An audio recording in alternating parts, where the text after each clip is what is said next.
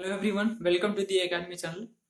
तो आज थोड़ा एक लंबे गैपिंग के बाद 5 दिन के बाद हम क्लास ले रहे हैं, क्योंकि जान रहे हैं कि कंपेन चल रहा था सोशल मीडिया के थ्रू, जो हम उस कंपेन में जुड़े हुए थे और जो कि 4-5 दिन तक क्लास नहीं लेना था, सब सारे टीचर को ऐसा बोला गया था।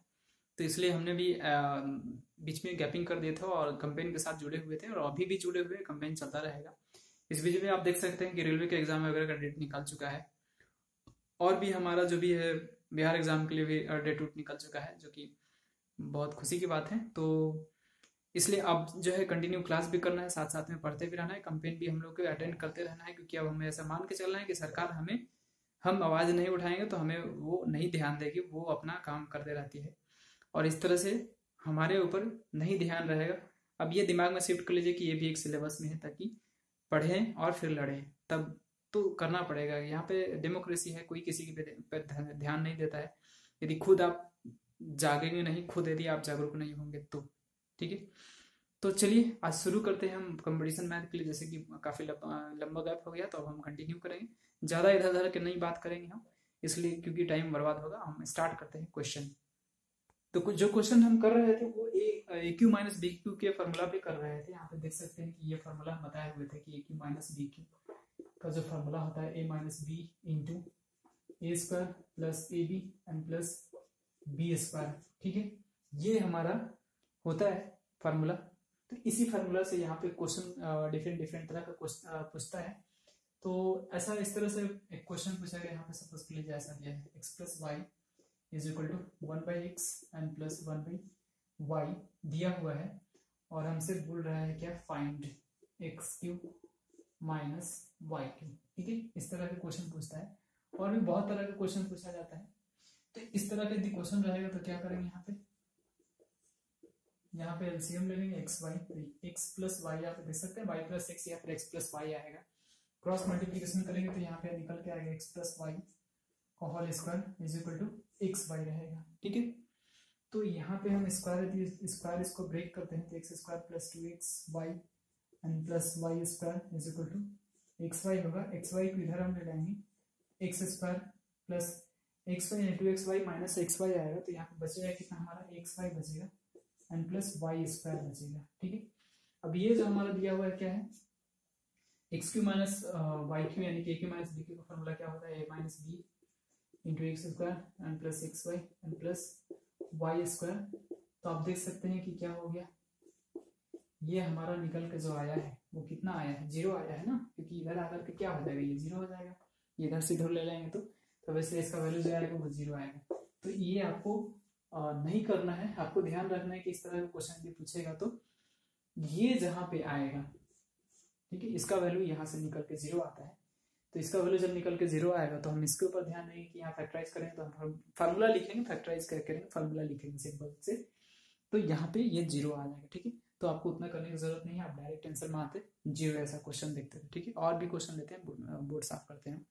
तो उसके बाद का जो क्वेश्चन होगा इस तरह से कभी कभी पूछ दिया जाता है क्वेश्चन में, चाहे वो रेलवे एग्जाम में पूछा जाता है, क्योंकि बहुत ही ऐसा नहीं है क्वेश्चन बहुत हार्ड पूछा जाता है, या फिर सीजीएल का जो टियर 1 का एग्जाम होता है उसमें भी इस तरह से क्वेश्चन पूछ दिया जाता है, जैसे कि x माइनस 1 का whole square and plus y minus 2 का whole square plus z minus 5 का होल स्क्वायर ऐसा दे दिया जाएगा इक्वल टू 0 है और हमसे पूछ दिया जाता है क्या, x plus y plus z का वैल्यू पूछ दिया जाएगा, या फिर x minus y plus z का वैल्यू पूछ दिया जाएगा, या फिर x plus y minus z का वैल्यू पूछ दिया जाएगा।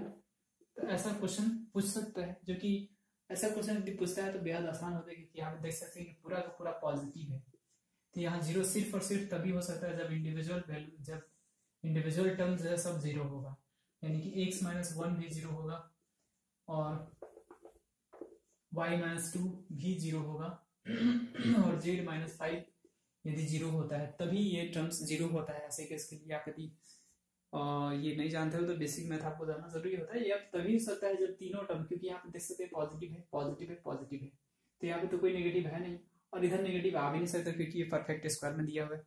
तो जब परफेक्ट स्क्वायर में दिया हुआ है तो ये कभी 0 होता नहीं है, यह नेगेटिव नहीं होता है। तो नेगेटिव होता तो एक बार चांस होता है कि हो सकता है ये नेगेटिव ये पॉजिटिव कट के 0 आया हो, लेकिन ऐसा नहीं है, ये सारा पॉजिटिव है और सारा पॉजिटिव है और स्क्वायर भी है परफेक्ट स्क्वायर, तो ये तभी संभव है जब इंडिविजुअली तीनों का तीनों जीरो होता है। ठीक है, तो जब तीनों जीरो होता है तो आप देख सकते हैं कि तब तो बहुत सिंपल है, एक्स का वैल्यू 1 आ जाएगा, वाई का वैल्यू 2 आ जाएगा और जेड का वैल्यू 5 आ जाएगा, और ये सबका यहाँ पे वैल्यू रख देंगे और तीनों का वैल्यू निकाल सकते हैं। तो यहाँ पे तीनों का सम यदि निकालना है तो 1 प्लस 2 प्लस 5 जो भी है 8 आ जाएगा, और यहाँ पे है 1 माइनस 2 प्लस 5 तो 5 6 यानी कि 4 आ जाएगा, और यहाँ पे है 1 प्लस 2 माइनस 5, तो ये जो वैल्यू निकल के आ रहा है 3 है, माइनस 2 यहाँ पे निकल के आएगा। ठीक है, तो -2 निकल के आ गया। ठीक है, तो उम्मीद करता हूँ आपको समझ में आएगा। इस तरह से क्वेश्चन पूछता है तो बेहद आसान होता है, बस आपको ध्यान रखना है यहाँ पे, ये आपको बेसिक कॉन्सेप्ट है क्लियर कि ये सारा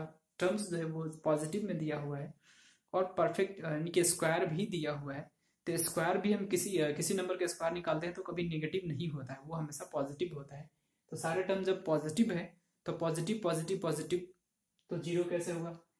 तभी हो सकता है जब इंडिविजुअली सब जीरो होता है, अदरवाइज तीनों में से कोई एक भी जीरो नहीं यदि हुआ तो वो जीरो नहीं आएगा। ठीक है, इसलिए तीनों का जीरो होना जरूरी होता है।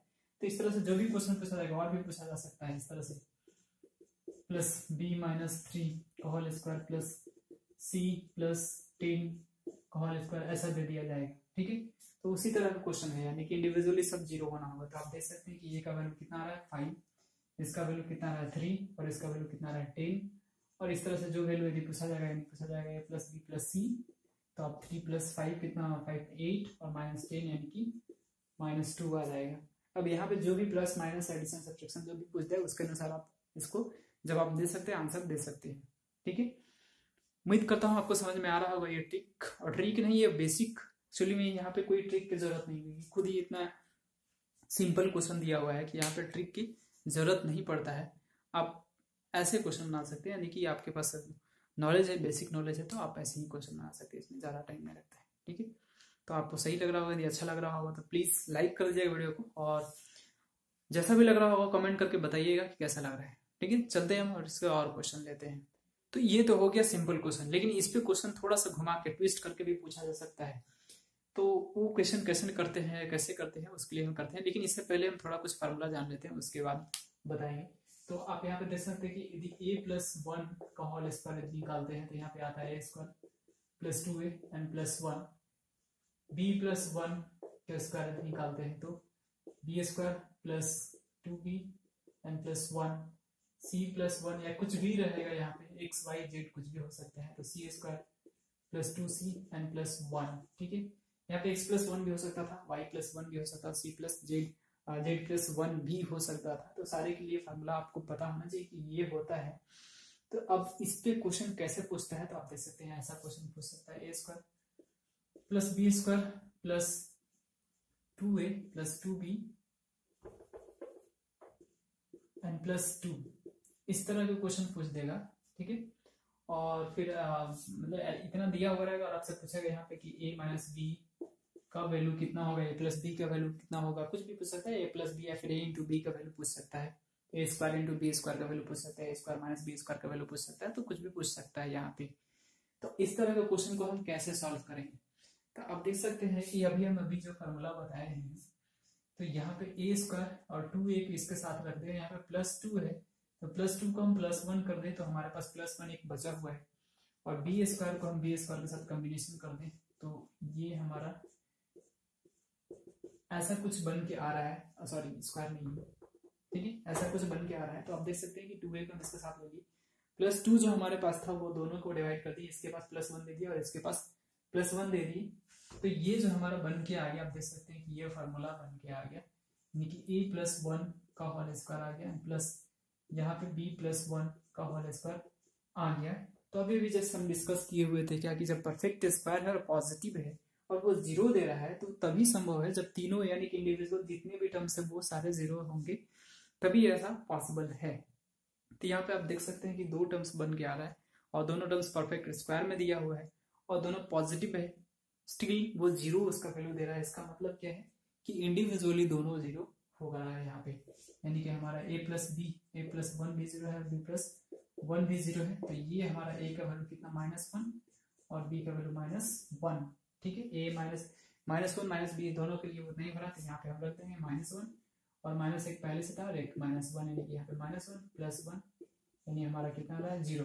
अब यहाँ पे a इंटू बी होता तो -1 इंटू -1 +1 हो जाता, a प्लस बी होता तो -2 हो जाता, a square minus b square होता तो फिर से 0 आ जाता। तो कुछ भी वैल्यू यहाँ पे पूछा जा सकता है, इस तरह का क्वेश्चन पूछता है। यहाँ पे और भी क्वेश्चन कॉम्प्लिकेटेड पूछा जा सकता है इस पे, यदि कॉम्प्लिकेटेड थोड़ा सा और इसको कॉम्प्लिकेटेड बनाना है तो आप बना सकते हैं। तो कैसे बना सकते हैं इसको, जैसे कि यहाँ पे दे देगा a square plus b square plus c square plus 2a plus 2b plus 2c, इस तरह से दे देगा, और प्लस 3 = 0 दे देगा, और आपसे पूछ दिया जाएगा हमारा a प्लस बी माइनस सी, या कुछ भी पूछ सकते हैं। यहाँ पे क्वेश्चन आप खुद से बना सकते हैं, ठीक है। क्या होगा a plus b plus c, या फिर a square minus b square plus c square का वैल्यू कितना होगा, a into b into c का वैल्यू कितना होगा, कुछ भी यहाँ पे क्वेश्चन फॉर्म किया जा सकता है। उम्मीद करता हूँ आपको समझ में आ रहा होगा। ये क्वेश्चन सॉल्व कर सकते, फॉर्म कर सकते हैं खुद आप। तो आप देख सकते हैं कि यहाँ भी कॉम्बिनेशन हो रहा है, a स्क्वायर 2a को साथ रख देंगे, प्लस 3 है हमारा, a किसके साथ ले लेंगे, तो इस तरह का 3 टर्म्स बन के आ जाएगा यहाँ पे, c square plus 2c and plus 1 = 0। तो आप देख रहे हैं कि a प्लस 1 का whole square plus b plus 1 का whole square plus c plus 1 का होल स्क्वायर, और ये तीन ही इंडिविजुअली 0 होगा तो -1 a का वैल्यू, यहाँ भी -1 और यहाँ भी -1, ठीक है। अब इसमें सबका वैल्यू रख देंगे -1 और एक माइनस पहले से फॉर्मूला में है, क्वेश्चन में दिया हुआ तो -1 एंड +1 हो जाएगा, तो ये कट के हमारा -1 आएगा। तो यहाँ पे कुछ भी वैल्यू पूछेगा तो यहाँ पे कैलकुलेशन कर सकते हैं, क्योंकि ये इतना आपको पता है तभी आप कंपटीशन की तैयारी करने आए हैं। अदरवाइज इतना यदि प्रॉब्लम है तो आपको बेसिक मैथ देखने की जरूरत है, ठीक है। घबराने की जरूरत कोई बात नहीं है, क्योंकि बहुत ही आप कुछ नहीं जानते, 0 लेवल से आपको कुछ नहीं पता है, फिर भी आप ऐसा यदि है तो आप हमारा बेसिक मैथ को देखिए, और इसलिए यदि फिर भी प्रॉब्लम है आपको, फिर भी दिक्कत है, तो आप हमको इंडिविजुअली मैसेज करके बता सकते हैं कि हमारे ऐसा प्रॉब्लम है, तो हम आपको और भी रास्ता बताएंगे और भी उपाय बताएंगे कि किस तरह से आसानी से और क्वेश्चन कर सकते हैं, ठीक है। तो इस तरह का क्वेश्चन 2-3 तरह के बताए हम, और नेक्स्ट तरह का जो क्वेश्चन हम बताएंगे वो नेक्स्ट वीडियो में बताएंगे, ठीक है।